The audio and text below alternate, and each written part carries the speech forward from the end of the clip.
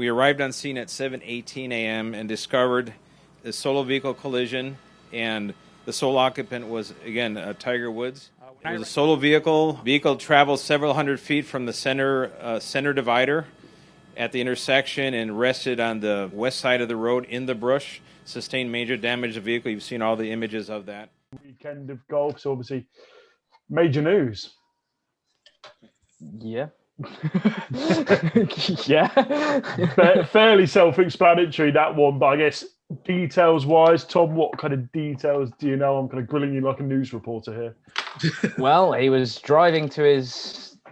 I was supposed to be doing like a training thing with like other NBA stars and people like Dwayne Wade and people like that, and has ended up crashing across 4 lanes of traffic, flipping his car, breaking both his legs, and having to be whatever jaws of whatever they're called. Jaws of life. Jaws of life to get him out. So quite scary, I would imagine. Very Kobe-esque, if I have to say, when it was all started to break and stuff, all the news was starting to break. So all I saw this morning was just the pictures, and it was just Tiger crash picture, and all I saw was like, oh my God, this could be absolutely horrendous news. And yeah, you're right. My first reaction was, is it as bad as a Kobe situation, or what's happening? I mean, he's never going to play golf again after all of that. I doubt it. Yeah.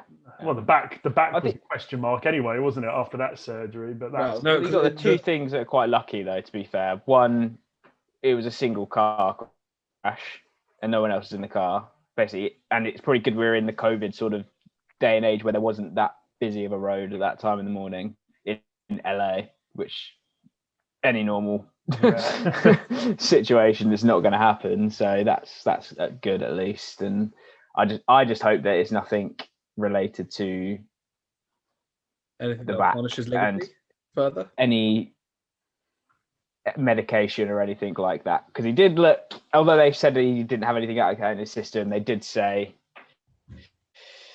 you know, he did look a bit off at Riviera when he was giving his interviews. And I just hope it's nothing like that, because that's what it was last time. That's the thing, they've ruled out obviously alcohol and drugs, but they made it clear that doesn't rule out prescribed medication. Yeah. So it could have been painkillers and stuff. Yeah. Anyone that's had back surgery recently will have some sort of prescribed medication, and it would be amazing to me if they don't, because that would make next no sense. And in his latest interview, he did mention obviously that he was feeling a bit better. He was starting to do his exercise regimes. So obviously, even if something like CBD, like some sort of stronger version, something like that he's got access to, you don't know.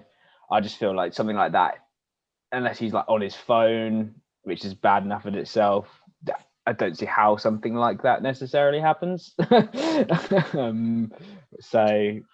think the priority, good thing is no one else got hurt. So I think, to be honest, we need at this time, obviously, because nothing's out there, you can't really focus on that. You need to just, kind of just hope and pray that he's able to walk again. I think we've all kind of seen, like, at events like, Jack Nicklaus has come up and he's teed off. I think that's something we would all love for Tiger to be able to do in the future. Host events and different things that he can do.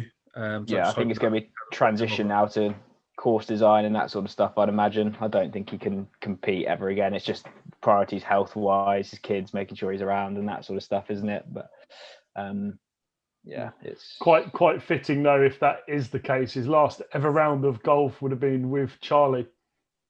That's true. Very fitting end if that is the case. I'm sure he'll play again, in the sense that he'll do events like that. He'll do the stuff where he's like the stuff with like Phil Mickelson and Tom Brady and that sort of stuff, but he's not going to be.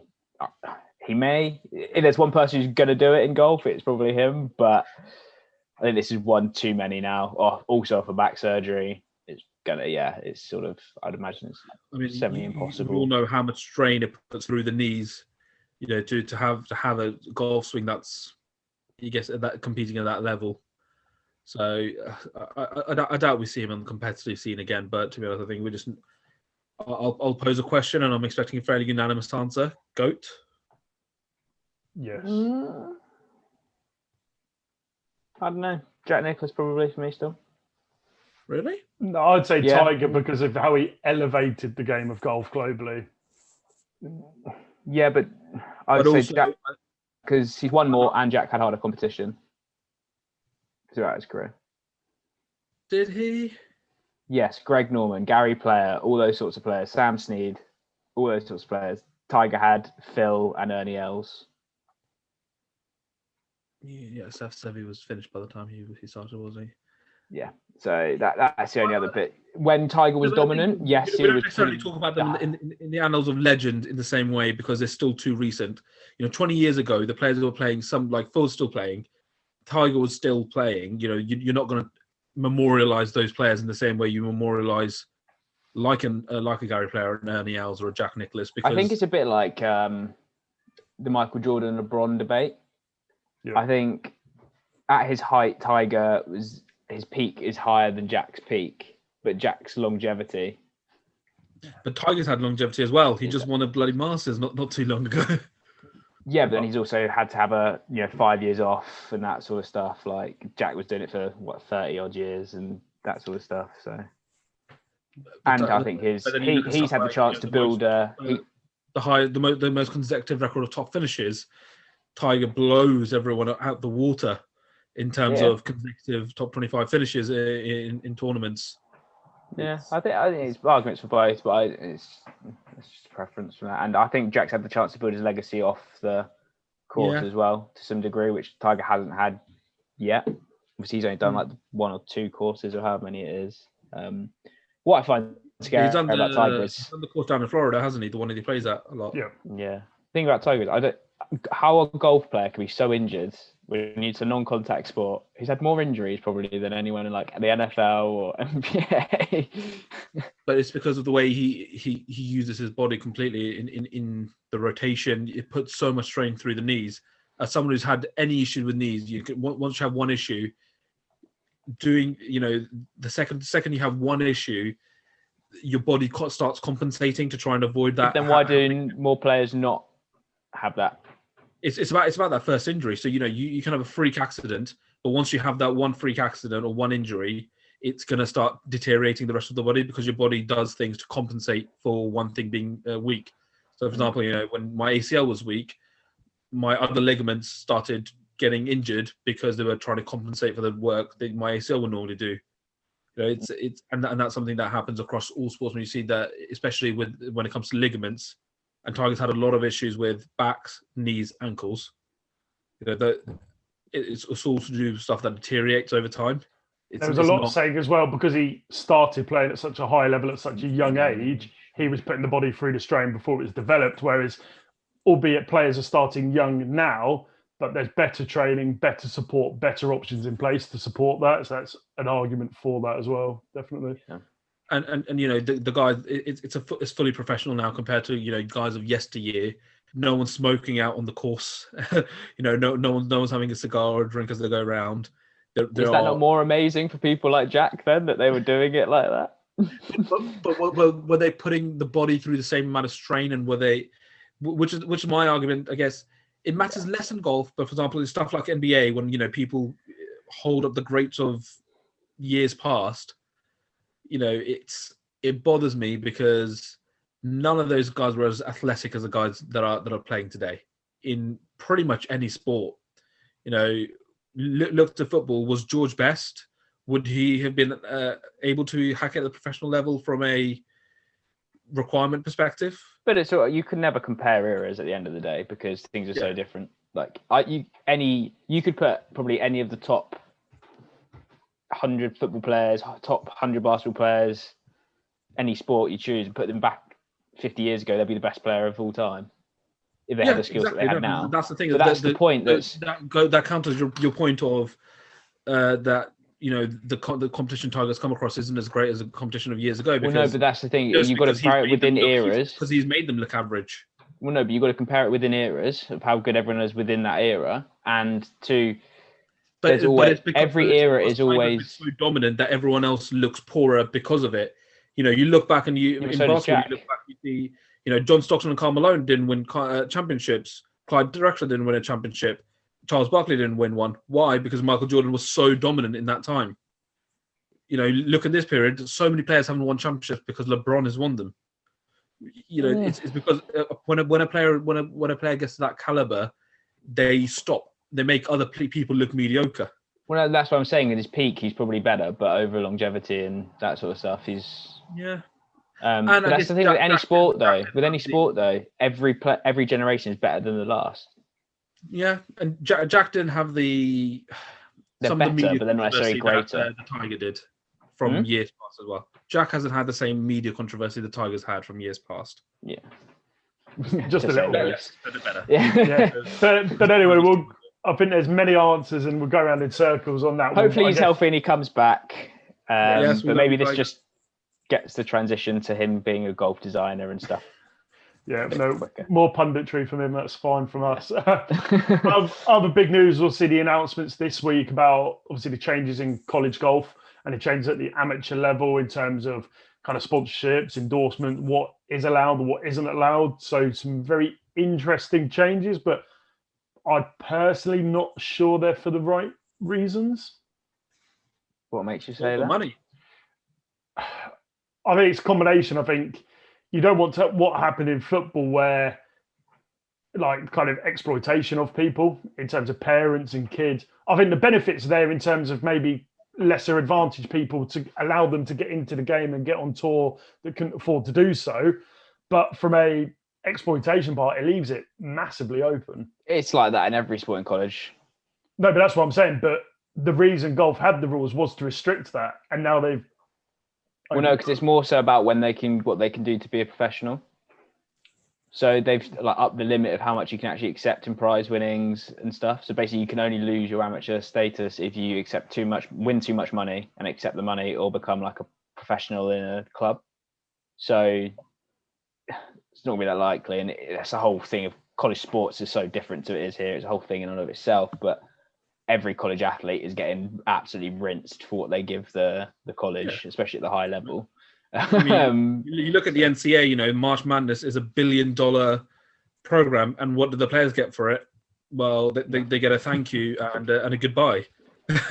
They get absolutely nothing. But so I think anything that opens up endorsements to those players can only be a positive. Like Seb said, it gives players a chance to actually support their families through that through that time. And potentially, most of them are going to have scholarships, though. Anyway, so they're not paying for it. It's more the other stuff outside. They're not paying for certain elements. No, but you at the same time, you don't get money for food. For general spending, you don't get money for that. That sort of thing. And what the hope would be that it potentially opens up the door to people from for social mobility to come into golf. It's more so. No, I think it's more so for the top guys in college. They're going to like a fitting, a ping, and working out. They know as soon as they step out of college and go pro, they're getting this and that. It's probably more so for the people who aren't guaranteed to be at the top straight away. But are they going to get endorsements from anyone? Well, no, but it's allowing them to enter competitions and win money at the same time as being college, as long as they don't exceed too much money. So then if they are then going on the Corn Ferry Tour or something like that, they've got some money that they've won, so they can, because it's like $50,000 a year to be on the Corn Ferry Tour. So, but is it going to give the opportunity to some of the bigger brands to further their monopoly of it? I.e., the bigger brands can further their scouting network, get talents on the book earlier, and further oust some of the smaller brands? How many small brands have anyone in golf, realistically? That's the thing. I think there already is a monopoly that you can't really. Yeah. It's already grown up, but what's deemed too much money? Because then, for example, on the Corn Ferry Tour, what's that going to do for it in particular? Because if all the guys can suddenly join that, is that a case of the guys that are on there that are going to get? It's not much, granted. They can win up to $750 without losing their status, basically. Right. And removing sponsorship restrictions. So that's a grey area. Losing sponsorship restrictions is a very grey area, because that could be a lot of money or whatever. But Yeah. Yeah. So $750. But it helps because then, if you're not going to be on the PGA Tour, because most people aren't, there's only going to be, 5 players or something every year who step on right away. You know that you can give it a bash for a few years if you get a sponsorship, and it's good in that sense because then people won't give it up straight away, or more exposure to multiple athletes. It gives a chance. Players like Brooks cut their teeth at the lower level. Brooks then walk straight into the PGA Tour. And it goes to your diversity point. To be fair, that if with restrictions, they're only going to focus on the top players and who are at that, but then then this will open up to the lower players so they can actually invest the time in now because it's not a waste of effort basically. Yeah. So I think it's going to be a good thing. No, I think overall it'll be interesting to see how it all develops. But from our perspective, obviously the biggest news and relief this week is obviously the return of golf in the UK as of the 29th of March next month. So thank you, Boris, for that. But just, I guess, my hope is that it happens with as few restrictions as possible, because appreciate last time, obviously, you restricted to kind of 2 balls. A lot of clubs were doing members only as well, which from like me and C have made it very difficult to actually get tee times. So hopefully it's a bit better. Yeah, I can't imagine they'll do members this time. They're going to want as many people, especially if it's 2 balls. They're going to want to crank in as many people as they can, especially if they haven't had anything for 3 months. So, then to be honest as well, I won't comment too long on it, but we could have had this so much sooner. Scotland never stopped, did they? And arguably the worst place in England. I can go for a picnic with 6 people outside on the 29th of March. We'll just call it a picnic, just in the middle of a golf course. Yeah. And then everyone bring food and drinks, and it's a picnic. It's going to be so much fun though. If you're going to a first tee and there's someone teeing off, you're just going to hear so many 4s ringing around the trees of the golf course. So many shanks. It's going to be wonderful. Probably be me on the first tee as well, but I think the other problem might be a lot of amateurs. If I get it 10 yards off the tee, I'll be happy. But do you think there'll be an influx of people that, because it's one of the first outdoor activities to reopen, do you think there'll be an influx of new people that have never played as well? To the ranges, not to the golf courses, but to the ranges, maybe. Yeah. I think that's what everyone's been speaking about. That COVID and lockdown in the UK, in particular, has been so good for so many people getting into golf. I think that's happened. That wave of people who are going to get into it's happened over summer. It's still a bit cold, a bit wet, so people probably still aren't going to want to. I've sold 2 sets of irons in lockdown to 2 people who are completely brand new to golf and coming into it for the first time. So from my experience, the players that want to buy used irons are ones that are coming into golf for the first time. Which is an interesting segue into Peter Finch's video. Yeah, well... It's almost like I planned it. Yeah, well, exactly like that. That loops well into, obviously Peter Finch come out with some interesting details on this week, basically showing the little to no difference over the last 5 years in terms. So all the brands are going to put out a hit on him now. I love Peter Finch for doing that. And do you know what? It takes a lot of it takes cojones to come out with that, especially when you have sponsors. But his sponsors are sponsoring foot and clothing, not as much on his clubs. It doesn't matter, but because but the fact of no one's come out with that, even when they don't have sponsors, I applaud Peter Finch so much, because it's something I've been saying for so long now. And I'm glad that someone with a bigger voice has gone out there and has basically shown that. And not to say that him and Rick Shields haven't kind of alluded to it in the past. I think Pete's alluded to it in the past as well, that especially when he does comparison videos and review videos of drivers in particular, that it's a small difference, but people will buy it and so on. But I think in this one he goes, he cuts to the heart of it. So Pete, if you're listening, come join us and tell us. But all about it. Yeah. Well, I think the problem is though, if they're being paid to review a lot of the clubs. As part of that, they probably won't be allowed, wouldn't have been allowed previously to criticise it. They probably just get sent the clubs, don't they? No, not Pete and other levels. That sort of level, they'll get money alongside of the review, absolutely. Guaranteed. Pete, clarify. No, even Rick came out and said they get money plus the review. Okay. Like they've even come out and showed it, yeah. And you think if that's the case, but even if they're sending you clubs to review, they're not going to accept if you're just giving naff reviews, are they? You need to do that. But that's why no, because he didn't give any naff review. He didn't say like the club's bad, don't buy it. He said it's no better than the one that was released 5 years ago that's a third of the price. Distance-wise. It does point that forgiveness-wise. It just shows that there's marginal improvement. I think what it goes shows, don't necessarily buy into the hype and branding that a club has every year.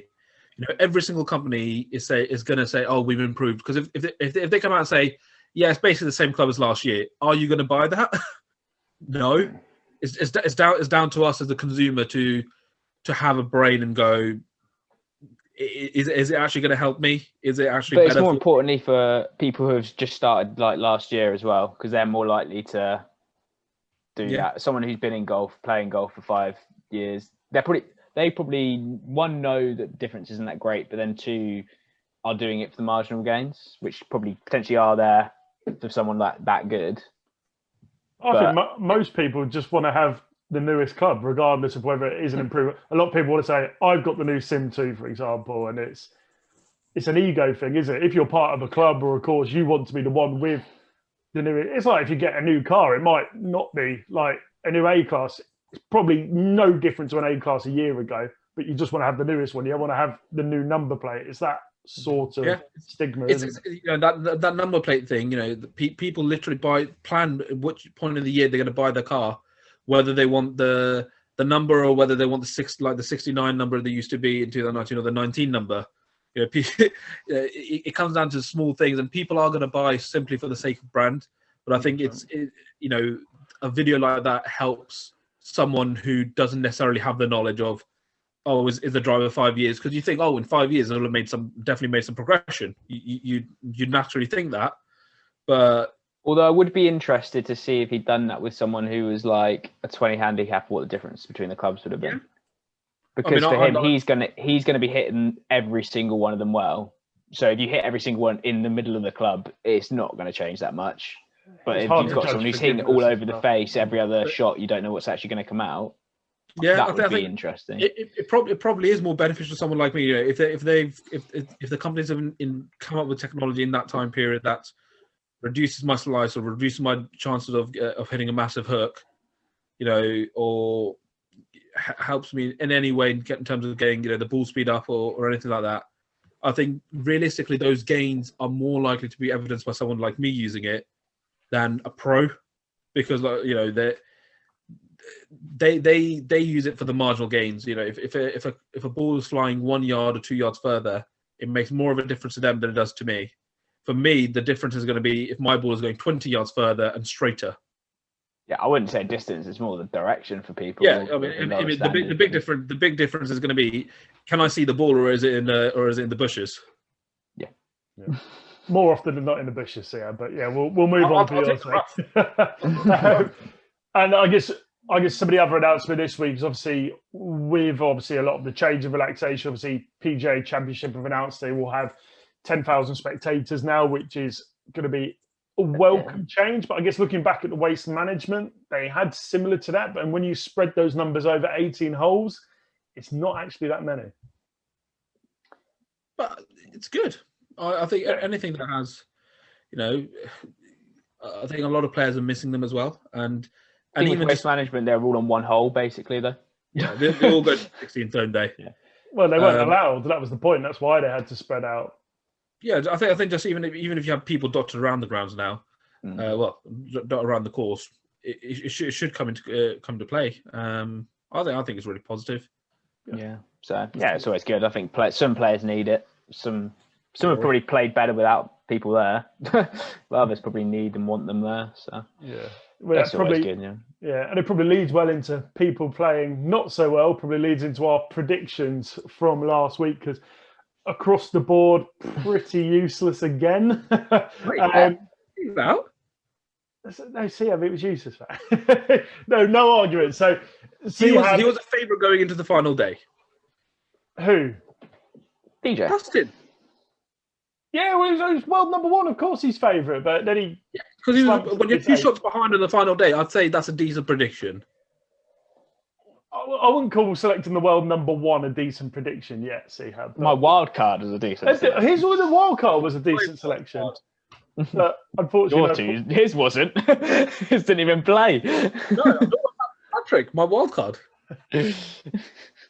But yeah, so basically a few runner-up points basically for Seahab and DJ. I had Rory, who didn't make the cut. Tom had JT, who also didn't make the cut. And as our kind of outside shots, Seahab then had Champ, who didn't turn up. I had Bubba, who just loves there and was too busy filming vines and videos and whatever.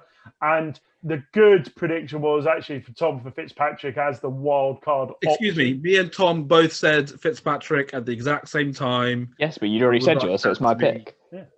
I said, can I change my pick? Because I'd go with Fitzpatrick. I'd like to. No, but you said the other one. So, but wasn't that Did you appreciate Riviera though, Seahab? It was a hard course for once. I did. I was a big fan of it. Once you were off the fairway, you were in trouble. Apart from when you got angry that they had to stop because of the wind. Yeah, it's wind. It's a part of golf. No, but the difference is, Seahab, when the level of courses we play on, when the ball lands on the green, wind will not affect it. When the greens are that quality and that fine, the balls just shoom. That is almost impossible to play. No, but then just do it quicker. You don't look at the.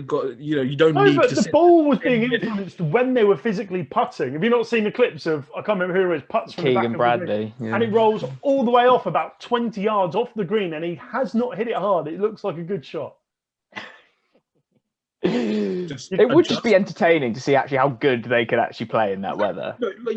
As soon as there's a bit of drizzle, they stop. As soon as there's a bit of wind, they start complaining. Pebble Beach, how much did they complain because there was a bit of wind? Wind is a part of golf. It's a game invented in Scotland, known for 2 things: wind and rain. Seahab, you're a fan of cricket, mate. You can't complain about weather and breaks. So. But we don't stop the wind. I don't know. we stop for bad light and for rain. Bad light. Bad light. Yeah, and our favourite man, Finau, came second. Oh God, I felt so bad for him. He's gonna get there. Did anyone watch it? Did anyone watch it through? Yeah, but it's karma because Max Thomas should have held the putt to win MAT anyway. He should have. Yeah. Yeah. That was big. But when you see the interviews, he doesn't. Tony doesn't seem bothered about. He doesn't seem bothered about. He can't stand there and start crying, can he? Yeah, but he should be like, I'm angry. Break a club, do something. I'm going to go away. I'm going to train a bit harder. I've been coming close. I'm going to win one soon. He was just like, oh, it's what it is. It was like Lenny eventually. He was like Lenny out of Mice and Men. It was embarrassing. No, it wasn't embarrassing. He mishit one stroke that landed him in the bunker. No, not the round. His interview. He played very well. Just being his interview, I was hoping he played great to come back and storm up the field, but he just wasn't bothered that he's not won again. Yeah, it's just a matter of. I don't think he can do too much. I think he has to take the positives out of it because if he actually start really looking at it, what's he gonna do? Like sit there and go, oh my God, it's been over 1,000 days since I've actually won a tournament and I've played in 300 odd in that time. Go see a psychologist or something. No, but he was never in the lead. I think that sort of situation suits him where he's got a sneaky chance of winning. If he's a front runner, he still didn't win. How can you judge what suits someone if they haven't won? He finished in the same spot. To be fair, finishing number 2, I'll take it for the money. But I think we're getting onto him a bit too much because he's consistently one of the best players on the tour. I think he just needs one break. I'm convinced that if he gets a second win, he will go on to win a number after that. It's a bit like Liverpool when they just kept Great. finishing runner-up for years, and no, everyone gave them stick for it. So he's gonna. So by that, he's gonna win one and then fall apart and be nowhere the next year. No, in my idea, I think he's going to win one, and then he's going to just go on a tear. No, not with the level of the other players. I don't. No. There's very few players capable of going on a tear on the tour at the moment. I would say it's literally like DJ, Rory, and JT are like the only 3 players who would win like 3 on the bounce. And 2 of those didn't even make the cut this weekend. Yeah, I mean like 3 in the back when they're playing well, obviously. Yeah. But anyway, that will link us nicely into obviously this week's upcoming tournament, the WGC. At the concession. Pretty much everyone is there again. Is it me first? I think it is. Yeah, you had DJ, didn't you, Siab? Yeah, I'm first. So I'm going to go DJ. Oh yeah, what an inspired pick! I feel like we should start banning players who are in the top 10 because that's all we pick. Why? Because I just want to go Rory because I can't actually he's going to miss another cut again, so he'll do anything bad. So but Rory seems so out. And he came 4th. He came 4th last year. Are you going? So you going Rory? I'll go Rory. Can we do wild cards? We'll come round to wild cards. I'm going to back the good run of form. I'm going to go Jordan. I really like the guy. I think he's got some of his confidence back. He's improved every single round he's played in for the last 4 weeks. So I've got Jordan. Gosh, yeah. And your wild card, Siad? Wild cards. Oh no, wait. Tom wild card first. Or do you want the first pick next week? No, I'll go first pick next time. The one that actually counts. I'll go wild card. I'm going to go for Molinari again. Oh. He had a very good finish to the weekend. He had the second highest round on lowest round on Sunday. Looked good on Saturday. What's going to class as a flipping wild card? Well, we said outside of the top 10, didn't we, basically? Oh, so I could say Tommy Fleetwood. Yep. Fine, I'll go Tommy Fleetwood if he's playing. Let's just have a look. Because I think if the top 10 are in play, I think anybody outside of that top 10 you would class as a wild card. Xander Schauffele. He's in the top 10. He's like 6th in the world. Yeah. He said, Xander, can we just recap that? Absolutely embarrassing. Oh, do we want Void your wild card pick. Minus 10 points. For thinking Xander was outside of the top 10. Right, Sehab, you're back in the room. So you said, who did you say? So, Xander? where's Patrick in the rankings? He's like, yeah, you can have Fitzpatrick. No, Cantley. Oh, Cantley. He's like 8th He's in the 11th. world. Yeah. He's 11th, isn't he? No. Not after this weekend. Oh, God. And plus, I wouldn't count that as a wild card. Patrick Cantley. You can't just keep picking who's 11th and 12th in the world. Yeah. It's got to be a consensus that it is a genuine wild card option. Sung Jae-in. Yeah, okay. Yeah, I'll give you that. Yeah. Tom, who did you pick? I said Fleetwood, but I feel like that's a bit of a non-wild card pick.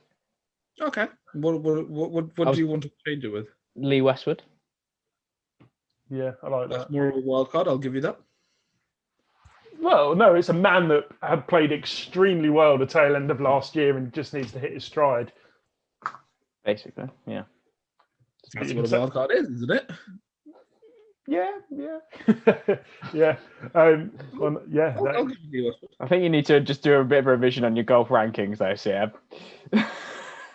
No, I don't think I think he's trying his luck. I don't think there's revision here. He knows where people are. He's just trying his luck. He knows as soon as it finishes recording, it's set in stone. He's just trying his luck. No, I would never do that. No denial. Yeah. Well, of course, there is. Know Patrick Cantley is a 5th favourite to win at the course with the betters. That's good to know. Good to know. Well, there is no European Tour again this week, and It's merged. That's why. It's a joint tournament, Sebastian. it's because they're a bunch of flannels. That's why. Right. Right. So ending this podcast, controversy. No, Siab, hit them. What do they need to do if they like it? You need to hit the like button and you need to goddamn subscribe. Dang.